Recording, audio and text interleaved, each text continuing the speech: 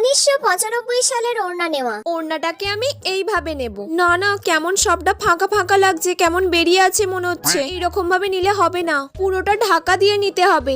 এইভাবে নি, সব থেকে ভালো হবে। ওই রকম ভাবে তো ভালোও লাগছিল না, এটাই বেশ ভালো লাগছে দেখছি। এই তো, এইটাই বেশ ভালো লাগছে, কি সুন্দর সবটা চাপা পড়ে গেছে। 2010 সালের ওড়না নেওয়া। আজকে তো ওড়নাটা জাস্ট আমি গলায় ঝুলিয়ে রেখে দেব।